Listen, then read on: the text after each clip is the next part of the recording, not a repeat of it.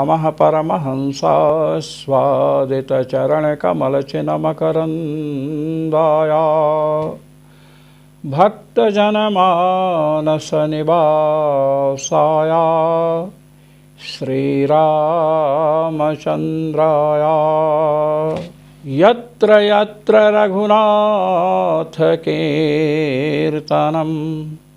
तत्र तत्र कृतमस्तकाञ्जलिं बाष्पवारि परिपूर्णलोचनं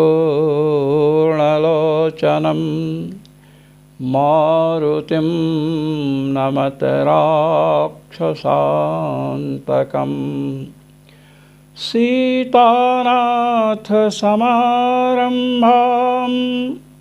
रामानन्दार्यमध्यमाम् अस्मदाचार्यपर्यन्तां वन्दे गुरुपरम्परां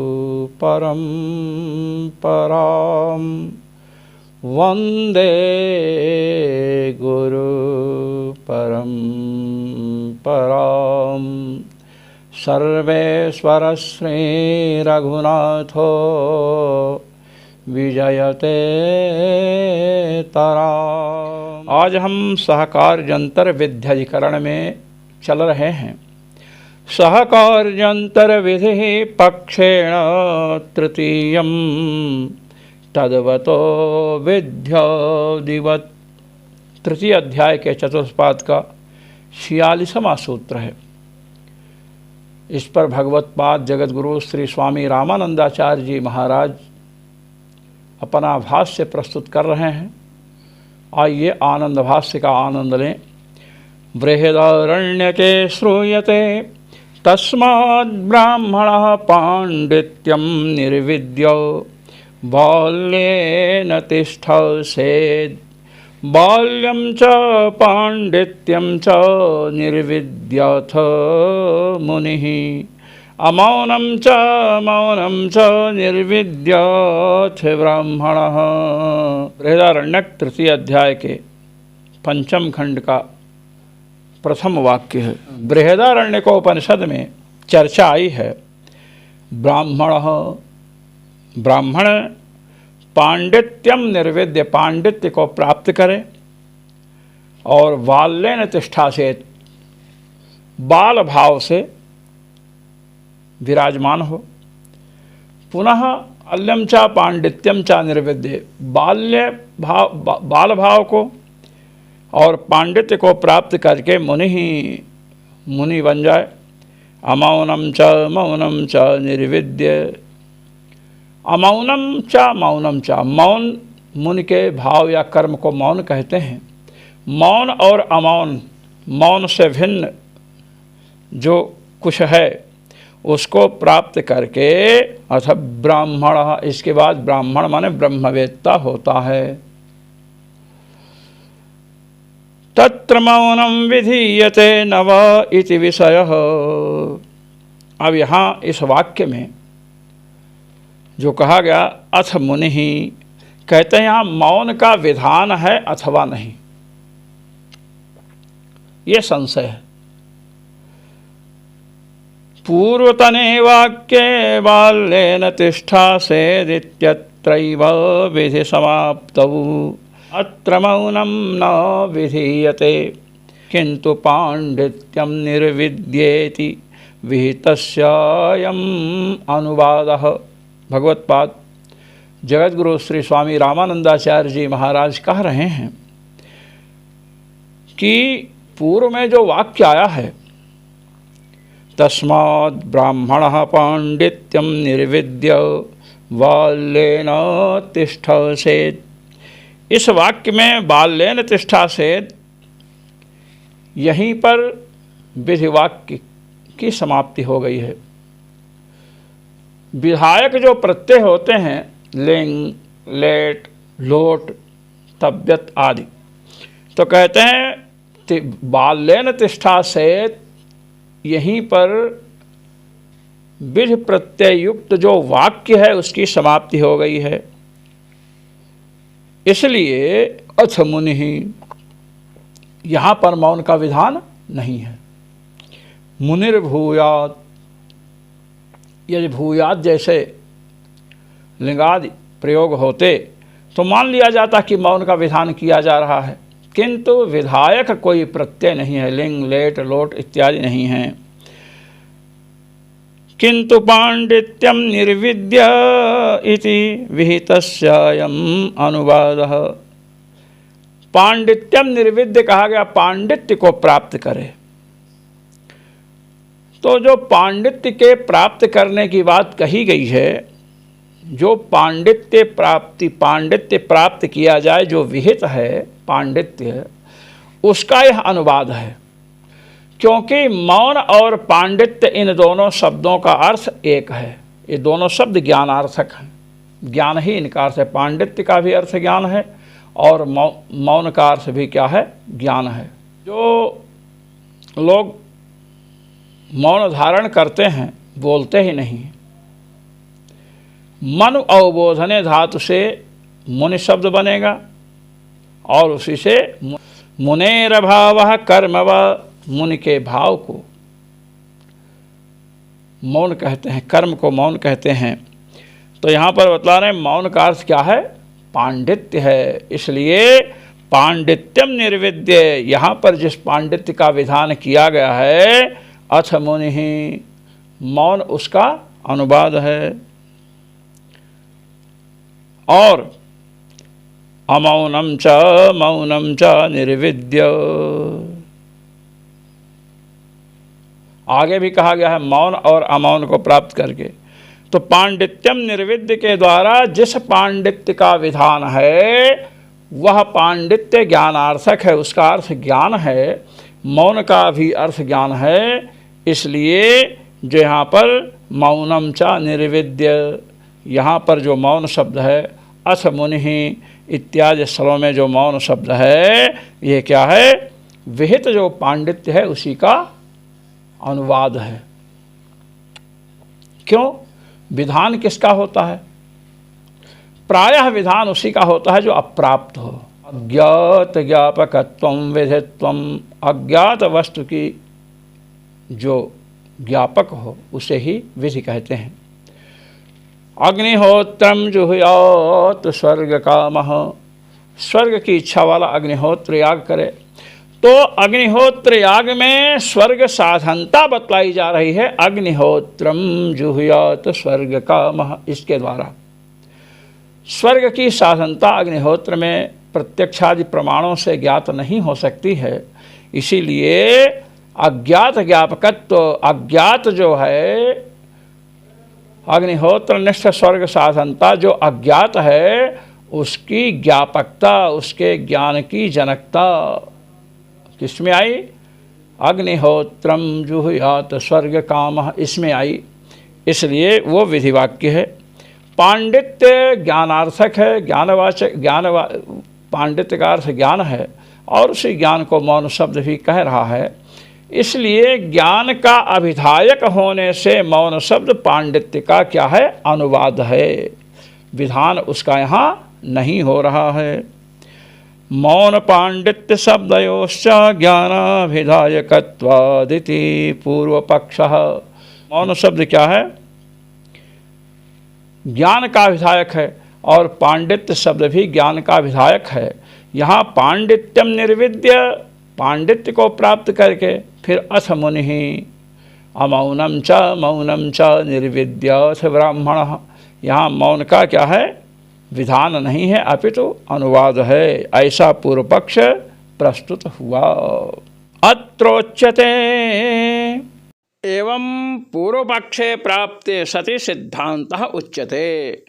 इस प्रकार पूर्व पक्ष प्राप्त होने पर अब सिद्धांत कहा जा रहा है। कार्यांतर विधि इति यद्यपि यज्ञादिवद् बाह्यकरणैर्निदिध्यासनम् अननुष्ठेयं तथापि मानसजपादिवद् ब्रह्मासकृतचिन्तनरूपस्य निदिध्यासनस्य अंतःकरणधर्मत्वेन संभवत्येवात्र मौनस्य विधानम्। कहते सुनिए, पहले चर्चा आई थी तमेतं वेदानुवचनेन ब्राह्मणा विविदसन्ति यज्ञेन दानेन तपसा नाशकेन। उस ब्रह्म तत्व को जानने की इच्छा करते हैं ब्राह्मण लोग, विद्वान लोग।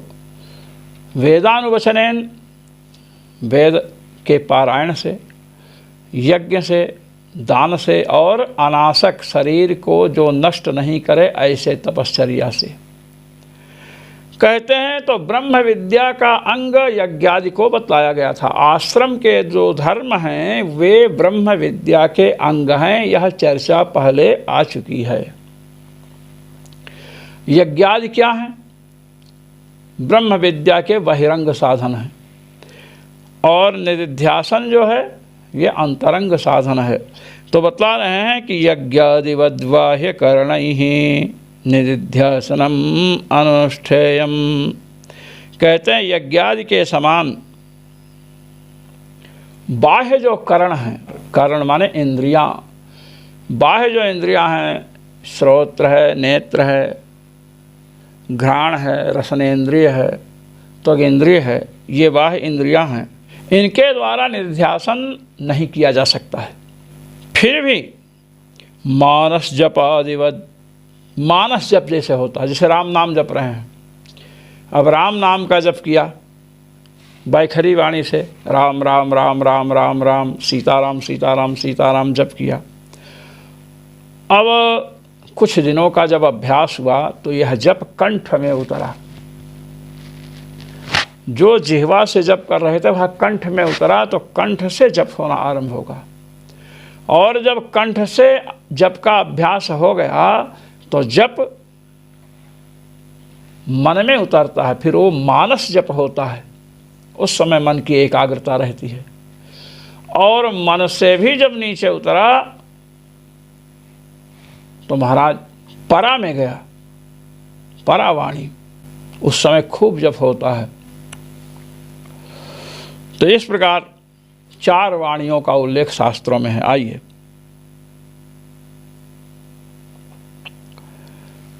वैखरी मध्यमा परा पश्यन्ति। हाँ, यहाँ है, कहते हैं कि यज्ञादि के समान बाह्य जो इंद्रियां हैं उसके द्वारा निधिध्यासन नहीं होता है। निधिध्यासन किसका धर्म है? पुनः पुनः चिंतन किसका धर्म है? मन का धर्म है। यद्यपि नहीं होता है फिर भी मानस जप जैसे होता है। मानस जप किससे होता है? मन से होता है। स्वांतम हृन्मानसम मनः, स्वांत हृत मानस मन, ये सब पर्यायवाची शब्द हैं, मन के वाचक हैं।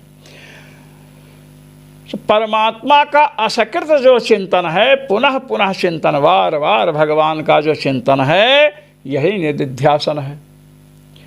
और ये क्या है? अंतःकरण का धर्म है, मन का धर्म है।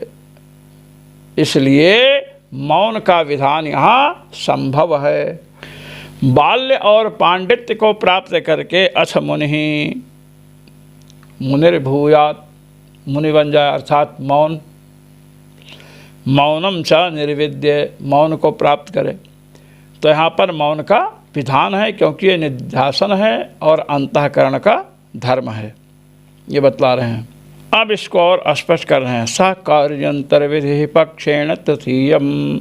देखिए, सहकार्यंतरम मौनम, सहकार्यंतरम मौनम माने निधिध्यासन। निधिध्यासन ब्रह्म विद्या का अंग है। निधिध्यासन सकृत ब्रह्म की असकृत जो स्मृति है वह निधिध्यासन है, और यह अंतःकरण का धर्म है। तो कहा गया ना, सहकार्यंतर विधि पक्षेण तृतीयम। सहकार्यंतर कौन हुआ? मौन, जिसे निधिध्यासन कहते हैं, ये बतला रहे हैं। एवं च अत्र पांडित्यम बाल्यम मौनम च इत्येतत्त्रयमपि ब्रह्म विद्यायाः सहकार्यंतरम विधीयते विद्यादिवत्। कहते हैं यहाँ पर पांडित्य, बाल्य और मौन, इन तीनों का भी विधान, इन तीनों का ही विधान है।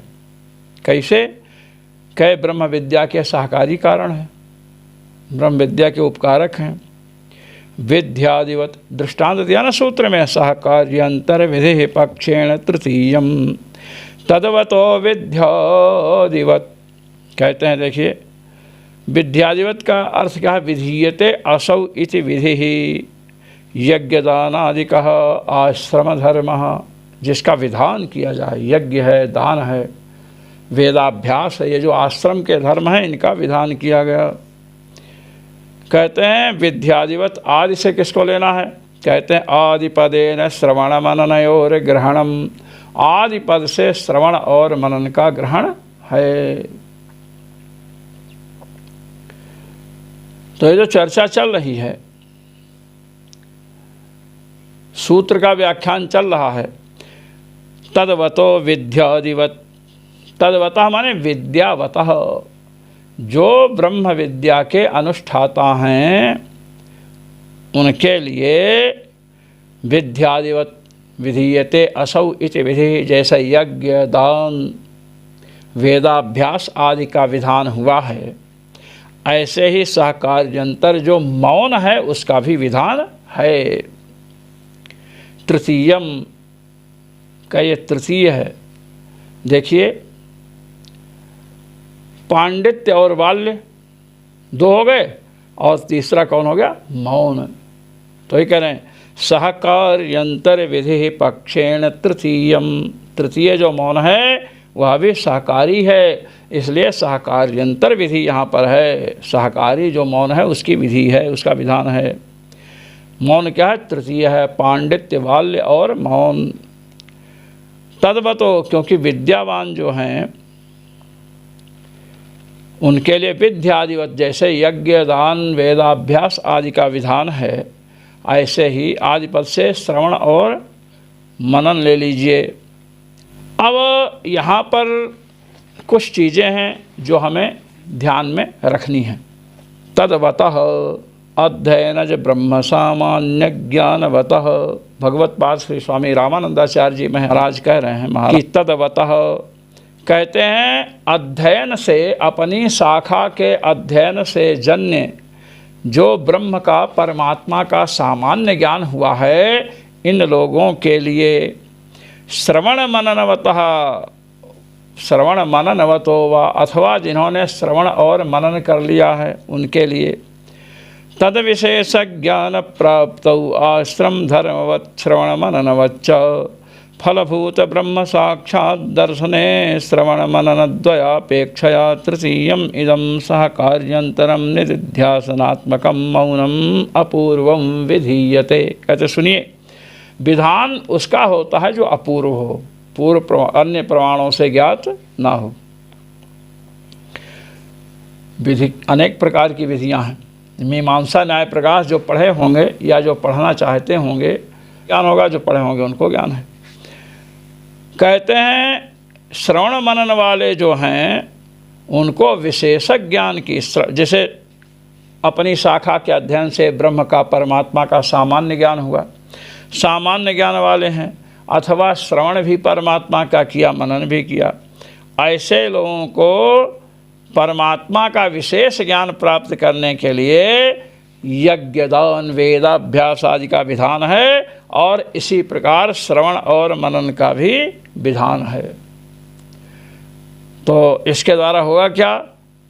फल क्या है? परमात्मा का साक्षात दर्शन, भगवान का साक्षात दर्शन फल है ब्रह्म विद्या का। उसमें जैसे श्रवण और मनन ये दोनों आवश्यक हैं, वैसे ही तीसरा जो मौन है, जिसका एक नाम निधिध्यासन है, निधिध्यासना पर पर्यायम मौनम, निध्यासन ही का अपर पर्याय जो मौन है, उस मौन का यहाँ पर विधान है, उस मौन का यहाँ पर विधान है। क्यों? ये अपूर्व है, प्रमाणांतर से ज्ञात नहीं है कि इसके द्वारा भगवत साक्षात्कार होगा।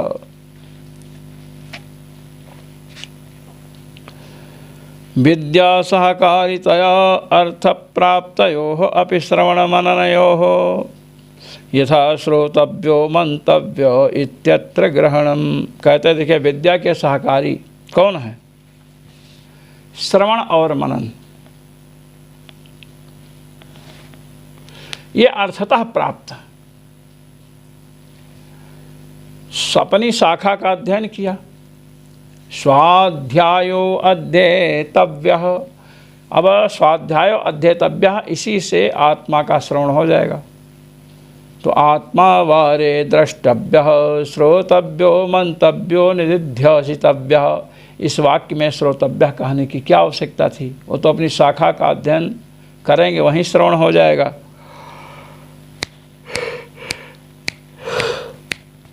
श्री राम। तो श्रवण तो स्वतः प्राप्त है और श्रुत जो अर्थ है उसकी प्रतिष्ठा के लिए मनन भी प्राप्त है, क्योंकि मनन नहीं करेंगे तो अर्थ प्रतिष्ठित नहीं होगा, श्रवण व्यर्थ हो जाएगा। फिर भी जैसे श्रोतव्यो आत्मा वारे द्रष्टव्यः श्रोतव्यो मंतव्यो निदिध्यासितव्यः, यहाँ पर श्रोतव्यः का कथन ग्रहण किया गया है।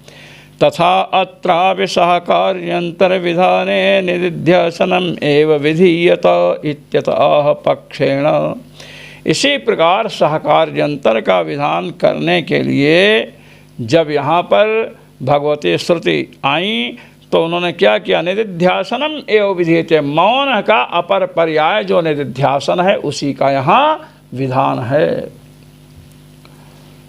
इत्यतः पक्षेण, ये सूत्र का अंश दे रहे हैं। निदिध्यासन पदस्य निरंतर ब्रह्मचिंतना पर पर्यायस्य श्रवण मननाभ्याम अत्यंतोत्कृष्टत्वम्। निरंतर ब्रह्म का चिंतन, तैलधारावत अविच्छिन्न, तैलधारावत अविच्छिन्न जो परमात्मा काराकारित चित्तवृत्ति है, यही तो निदिध्यासन पद का अर्थ है। ये श्रवण और मनन से अत्यंत उत्कृष्ट है, क्योंकि साक्षात परमात्मा का साधन है निदिध्यासन। अतएव पांडित्याद भिन्नमेव मौनमत्र विधीयते, इसलिए पांडित्य से मौन भिन्न है। जो कहा था पांडित्य भी ज्ञानार्थक है, मौन भी ज्ञानार्थक है, पांडित्य को प्राप्त करने का विधान किया गया है, उसी का अनुवाद मौन है। कहते हैं ऐसी बात नहीं है, पांडित्य से भिन्न मौन जो है उसी का यहाँ विधान है, पांडित्य रूप मौन नहीं है।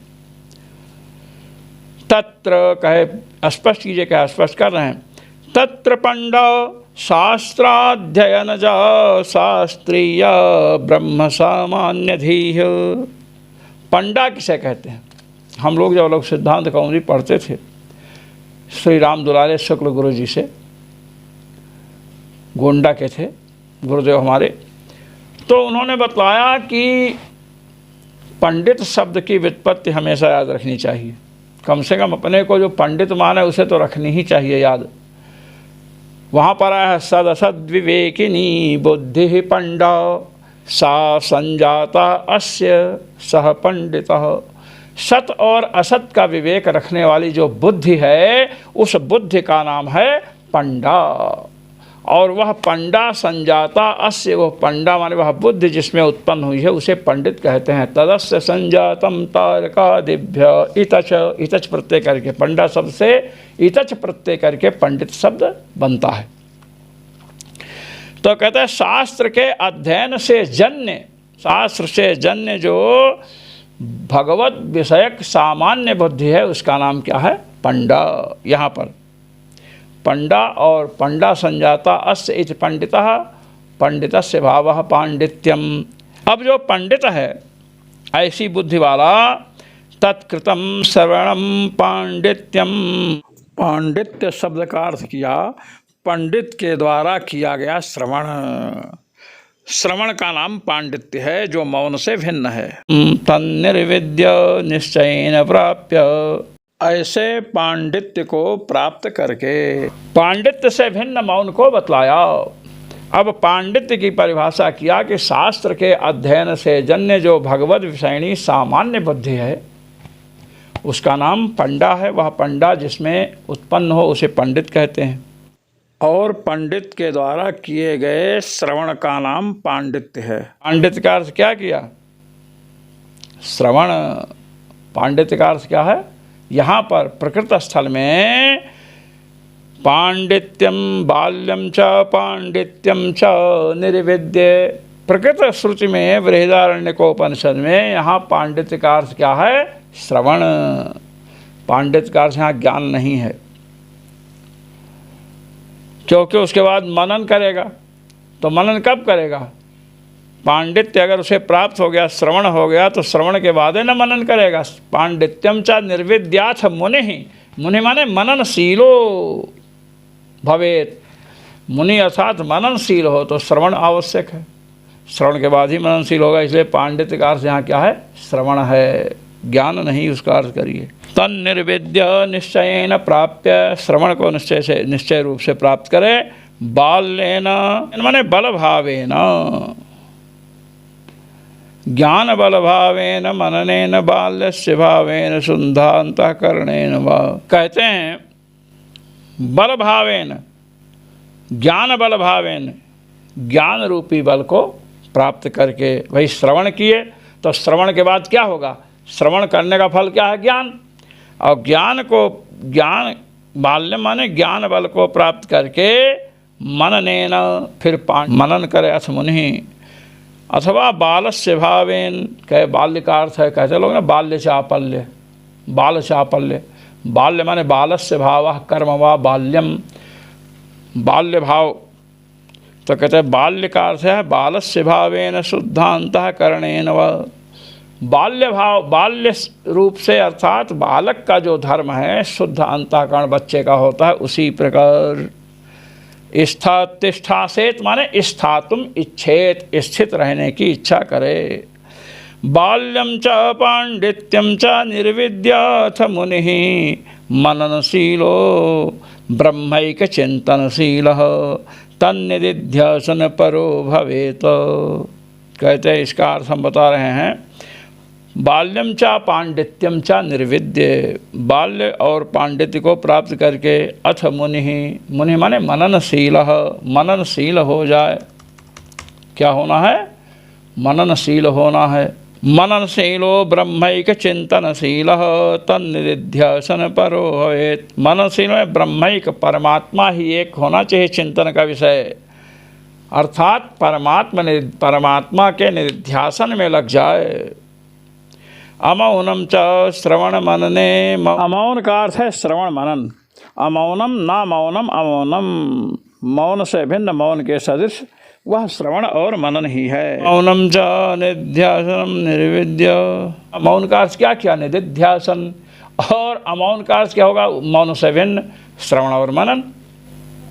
तो श्रवण मनन और निधिध्यासन को प्राप्त करके तत्सिद्ध्यवस्था प्राप्य, निधिध्यासन सिद्ध हो जाए, तैलधारावत अविच्छिन्न परमात्मा की स्मृति होने लगे।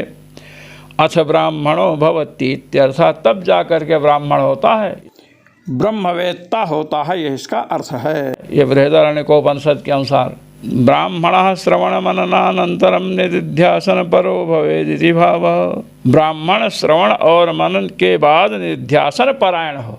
श्रवण मनन के बाद क्या हो? निधिध्यासन परायण हो, ये बतला रहे हैं। तात्पर्य यह है कि निधिध्यासन की सिद्ध अवस्था को प्राप्त होता है तब ब्राह्मण होता है। इसका तात्पर्य नहीं कि ब्राह्मण जाति वाला होता है, इसका तात्पर्य यह है कि श्रवण मनन के अनंतर ब्राह्मण होता है, अर्थात निधिध्यासन परायण होता है, यह इसका भाव है। ननु यदि सर्वाश्रमेषु मौन तृतीय सचिव ब्रह्म प्राप्ति साधनी भूता विद्या उपदिश्यते कथम तर्हि सा खल्वेवं वर्तयन् यावदायुषम्।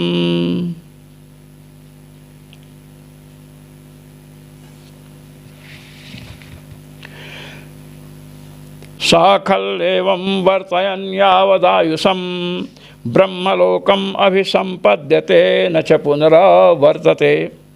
छांदोग्य उपनिषद के 8वें अध्याय के 15वें खंड का पहला वाक्य है। कहते हैं, शंका कर रहे हैं,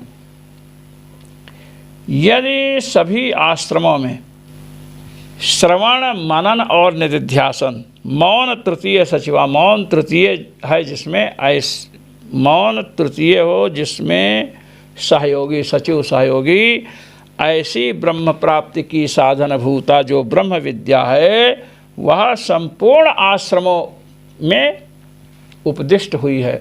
संपूर्ण आश्रम वालों के लिए उपदिष्ट है। ब्रह्मचारी, गृहस्थ, वानप्रस्थ और सन्यास, चारों आश्रमों में रहने वाले जो लोग हैं उनके लिए ब्रह्म विद्या का उपवर्णन हुआ है। जब चारों वर्णों के लिया है तब क्यों कहा गया कि इस प्रकार जीवन पर्यंत रहता हुआ ब्रह्मलोक को प्राप्त होता है। देखिए,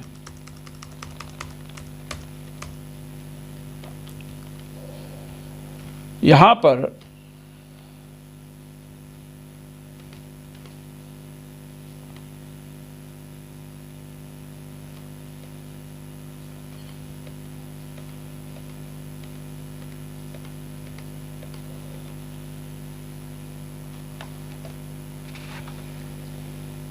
संपूर्ण आश्रमों में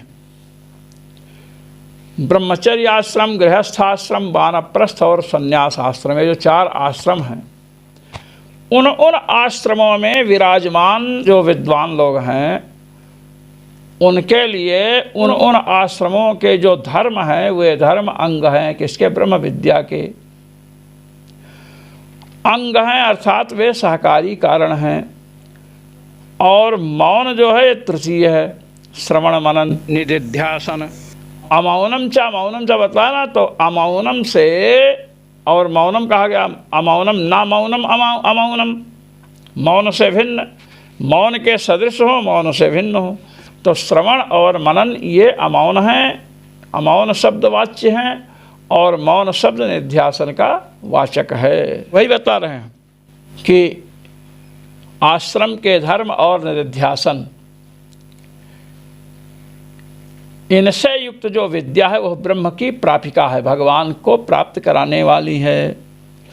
अब छांदोग्य उपनिषद में कहा गया, अभिसमावृत्य कुटुम्बे शुचौ देशे, यहाँ से आरंभ है।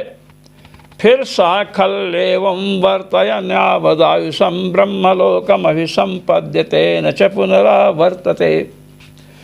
अभिसमावृत्य कुटुम्बे शुचौ देशे, सुंदर देश में, सुंदर भूभाग में परिवार के साथ निवास करे। और ये सब बतलाने के बाद बताया गया कि इस प्रकार परिवार के साथ निवास कर, ध्यान दीजिए गृहस्थ आश्रम का वर्णन है, और इस प्रकार जीवन पर्यंत उपासना करता हुआ ब्रह्मलोक को प्राप्त करता है और न च पुनरावर्तते, वहाँ से पुनः लौटता नहीं है। ये बात छांदोग्य उपनिषद में कही गई है। 8वें अध्याय के 15वें खंड का पहला वाक्य है, इति गारहस्थेन यावदायुषं स्थितिः संभवति। इस वाक्य से जीवन पर्यंत गृहस्थाश्रम में रहना चाहिए, जीवन पर्यंत गृहस्थाश्रम में उसकी आयु बीतेगी, ये बतलाया गया। तो जब जीवन पर्यंत उसकी आयु बीतेगी, ये ब्रह्मचर्य, गृहस्थ,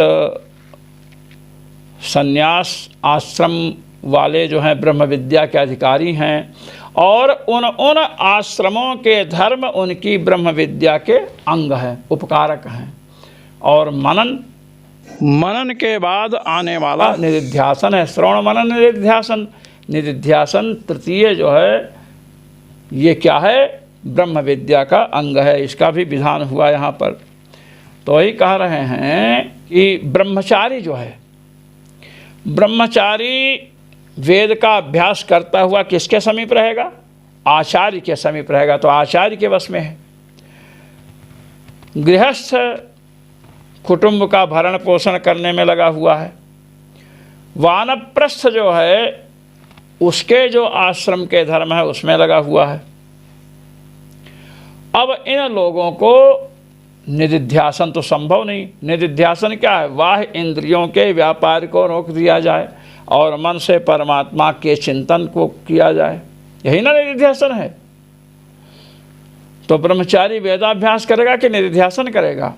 गृहस्थ कुटुंब का भरण पोषण करेगा, यज्ञ याग आदि करेगा कि निधिध्यासन करेगा, ऐसे ही वानप्रस्थ आश्रमी भी अपने धर्मों को अर्थात वैखानस धर्मों का पालन करेगा।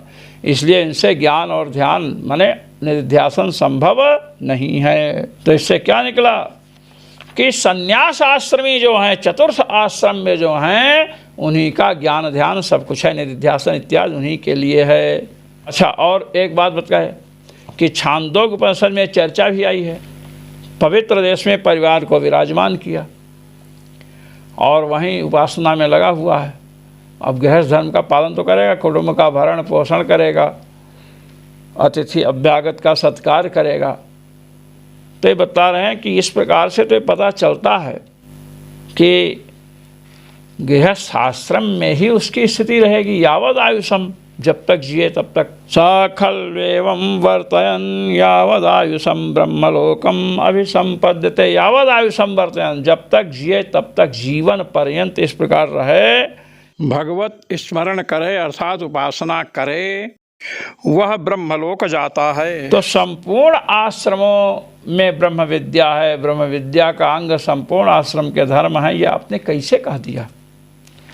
तो कहते कृष्ण भावा, तृतीय अध्याय के चतुर्थ पाद का 47वां सूत्र है।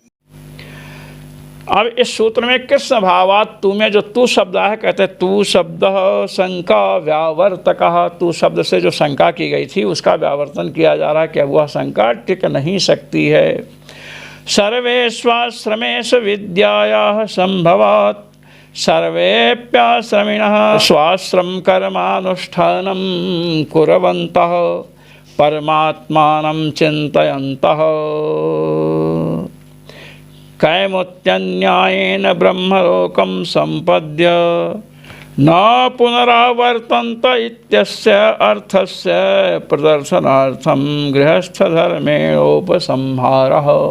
जब सभी आश्रम वालों को ब्रह्म विद्या की प्राप्ति होती है और सभी आश्रम के धर्म ब्रह्म विद्या के अंग हैं, श्रवण मनन निधिध्यासन भी ब्रह्म विद्या का अंग है, तो आप ये छांदोग्य उपनिषद में कहा दिया कि सुंदर देश में परिवार को विराजमान करे और अपना आश्रम धर्म करता हुआ, यज्ञादि करता हुआ जीवन पर्यंत बितावे और अंत में ब्रह्म की प्राप्ति होती है।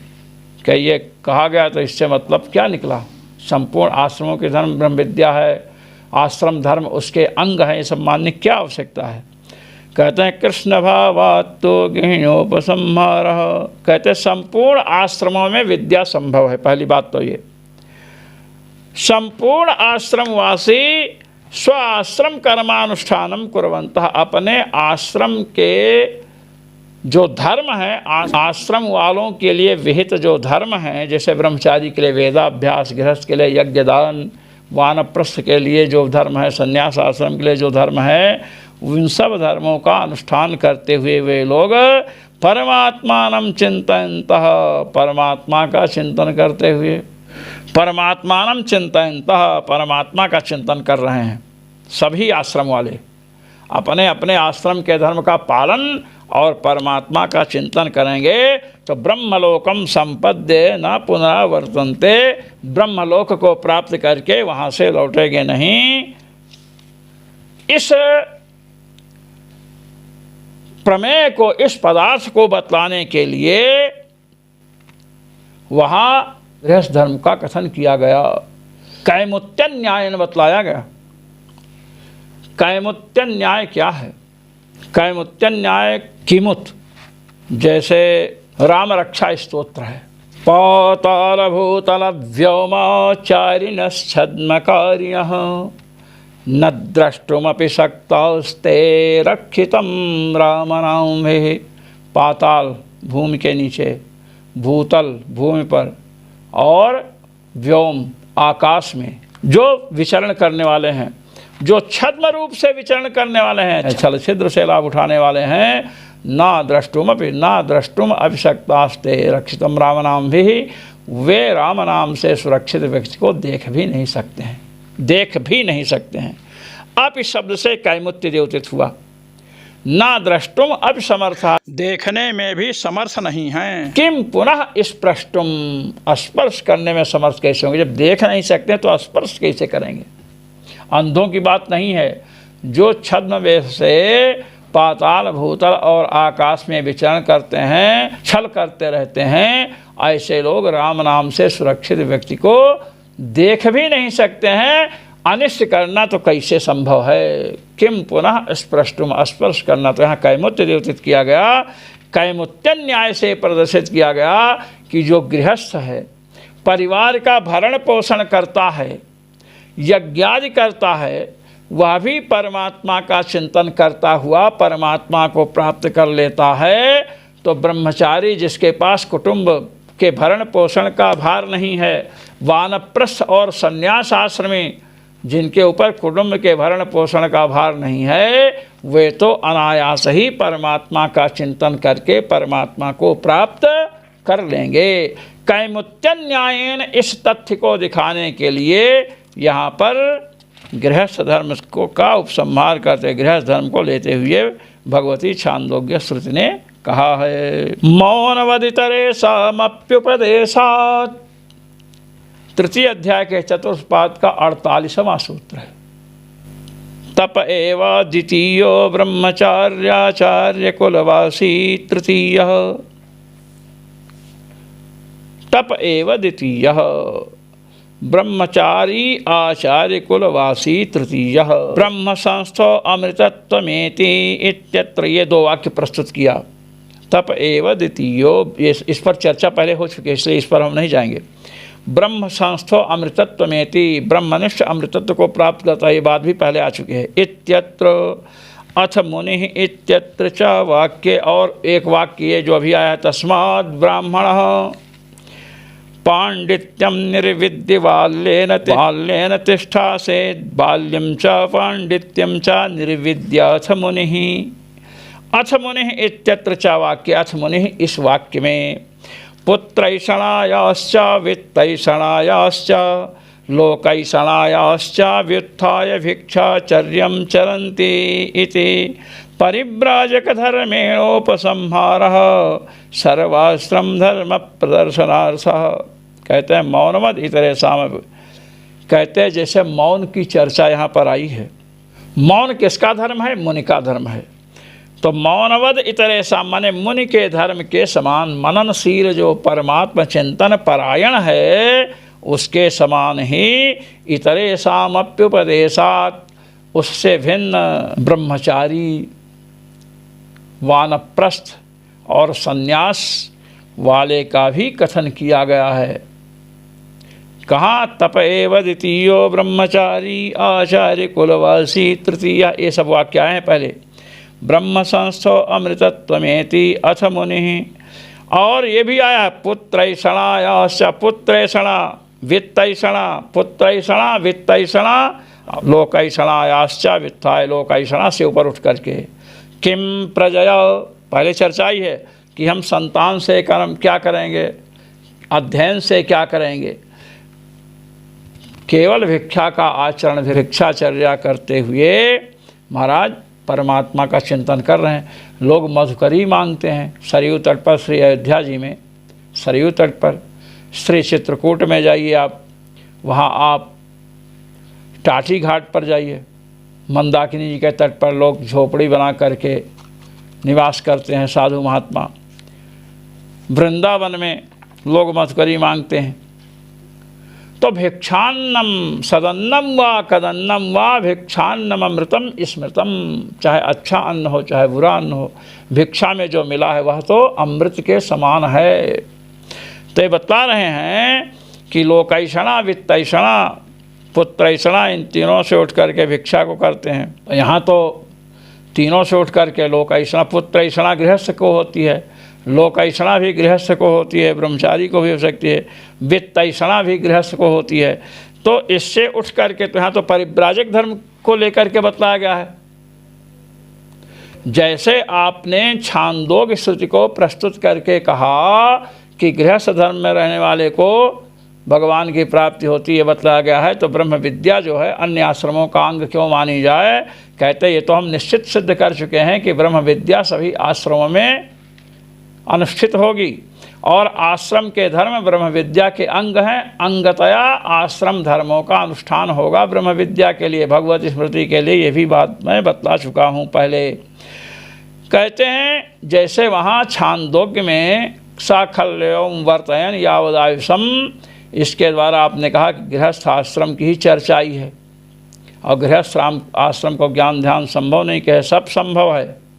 गृहस्थ आश्रम में बड़े बड़े भक्त। अच्छा ये बताइए, महाराज विदेह जनक जी तो गृहस्थ आश्रम में थे, और महाराज अश्वपद की चर्चा आई है, कैकेयी अश्वपद की। तो वो जो हैं ब्रह्मज्ञानी थे, ब्राह्मण लोग उनके पास ब्रह्म ज्ञान लेने गए।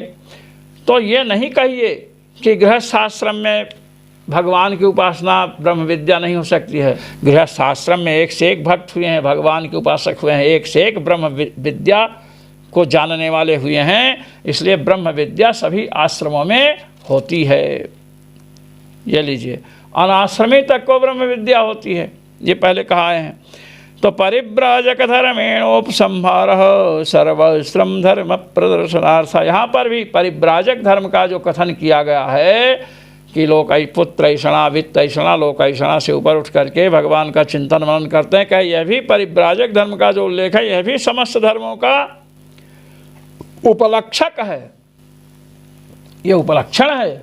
जैसे काकेभ्यो दधि रक्षताम, माँ ने बेटे से कहा कौवा से दही की रक्षा करना, कौवा आया भगा दिया कौवे को, बंदर आया तो खाने देगा। तो कागपद की दध्युपघातक में लक्षणा है, दही को नुकसान पहुंचाने वाला जैसे कौवा है, वैसे जितने भी दही को नुकसान हानि पहुंचाने वाले हैं, सबसे दही की रक्षा कीजिए। तो ऐसे छांदोग्य में जो गृहस्थ धर्म को लेकर ब्रह्म विद्या की चर्चा आई, वह संपूर्ण आश्रमों की उपलक्षिका है, संपूर्ण आश्रमों का वहाँ बोध करना चाहिए। और जैसे यहाँ पर परिव्राजक धर्म को लेकर आई, तो इसका भी तात्पर्य संपूर्ण आश्रमों के धर्मों में है। नहीं तो वहाँ गृहस्थ आश्रम का ही मानोगे तो यहाँ पर कैसे होगा? परिव्राजक श्रुति क्यों कहेगी? परिव्राजक धर्म का उल्लेख। और ब्रह्मचारी के लिए भी कहा, ब्रह्म संस्थो अमृतत्व में, तीनों आश्रमों में जो रहता है, ये सब चर्चाएँ आ चुकी हैं।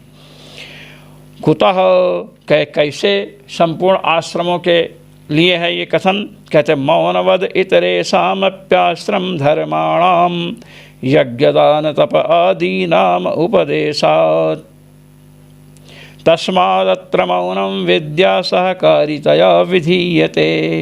कहते देखिए, पुत्रैषणा वित्तैषणा और लोकैषणा से ऊपर उठ करके भिक्षाचरण पूर्वक निधिध्यासन इत्यादि करने की बात कही गई है। ये संपूर्ण आश्रमों के धर्म का जो आचरण करने वाले हैं, अपने अपने आश्रम में हैं, उन आश्रमों के धर्मों का आचरण करते हुए ब्रह्म विद्या का अनुष्ठान करें। त्रयो धर्म स्कंधा पहले चर्चा आ चुकी है। त्रयो धर्म स्कंधा इससे लेकर के ब्रह्म संस्थो अमृतत्व में, जो ब्रह्मनिष्ठ होगा उसे अमृतत्व मिलेगा, चाहे ब्रह्मचर्य आश्रम में रहे, चाहे गृहस्थ में, चाहे वानप्रस्थ में, चाहे संन्यास में। संन्यास आश्रम में चले गए, बड़ा बड़ा त्रिपुंड लगा लिए, ऊर्ध्वपुंड लगा लिए, लाल वस्त्र पहन लिए, और भगवान का चिंतन मनन नहीं करते हैं, भंडारा खाने के लिए दौड़ रहे हैं, सब कुछ छोड़ करके लगता है छे भंडारा ही परम लक्ष्य है। ऐसे लोगों को परमात्मा की प्राप्ति नहीं होगी। कान खोल कर सुन ले, आजकल साधु समाज में बस भंडारे के पीछे पड़े रहते हैं। ये नहीं, मौनवद जैसे मौन का विधान हुआ है, उसी प्रकार अन्य आश्रम के धर्म जो यज्ञ दान तप आदि हैं, इनका भी उपदेश हुआ है। मौनवद इतरेषामपि उपदेशात् अथ मुनिः अमौनम च निर्विद्याथ ब्राह्मणः। तो ये जो बात आई है उसी को बतला रहे हैं कि मौन के समान अन्य आश्रम धर्म यज्ञ दान वेदाध्ययन आदि का विधान है। इसलिए कि चाहे गृहस्थ आश्रम वाला हो, चाहे किसी भी आश्रम वाला हो, ब्रह्म विद्या का अनुष्ठान कर सकता है। ब्रह्म विद्या के अंग जो आश्रम के धर्म हैं, उनका निष्काम भाव से अनुष्ठान होगा, ब्रह्म विद्या के उपकारक रूप से अनुष्ठान होगा। ब्रह्म विद्यांगतया अग्निहोत्रम अहम करिष्ये, इस प्रकार संकल्प लेकर करें। सभी आश्रमों में विद्या संभव है, हुई है। गृहस्थ आश्रम में महाराज विदेह, महाराज अश्वपद जैसे राजा हुए, बड़ा राजकाज संभालते थे, और फिर भी ब्रह्मज्ञ थे, ब्रह्म विद्या के मर्मज्ञ थे। इसलिए यहाँ पर जो है मौनम विधीयते, जो पहले वाक्य आया है, तस्मात् ब्राह्मणः पांडित्यम निर्विद्य, ब्राह्मण पांडित्य को प्राप्त करे, श्रवण को, बाल्येन तिष्ठासेत्, बाल्य भाव से रहे, बाल्यम च पांडित्यम च निर्विद्याथ मुनिः, बाल्य भाव को और पांडित्य को प्राप्त करके अथ मुनिः मननशील हो, अमौनम च निर्विद्याथ ब्राह्मणः, मौन क्या है, निधिध्यासन, उससे भिन्न अमौन क्या है, श्रवण मनन, ये सब प्राप्त करके ब्राह्मण होता है, ब्रह्मवेत्ता होता है। इसलिए यहाँ पर मौन ब्रह्म विद्या का सहकारी होने से विधीयमान है, विधान किया जा रहा है, वह पांडित्य का अनुवाद नहीं है, क्योंकि पांडित्य का अर्थ क्या है वहाँ, श्रवण। इति सहकार्यंतर विध्यधिकरण, इस प्रकार सहकार्यंतर विध्यधिकरण आज रघुनाथ जी महाराज की कृपा से पूर्ण हुआ। ओम पूर्णमदः पूर्णमिदं पूर्णात् पूर्णमुदच्यते पूर्णस्य पूर्णमादाय पूर्णमेवावशिष्यते। ओम शांति शांति शांति। जो मनीषी महानुभाव भगवत्पाद श्री स्वामी रामानंदाचार्य जी महाराज द्वारा विरचित आनंद भाष्य का श्रवण मनन निधिध्यासन करते हैं, उन सभी मनीषी महानुभावों को सर्वेश्वर श्री रघुनाथ जी का अनंतानंत अनुग्रह और मेरी ओर से सादर सप्रेम जय श्री राम।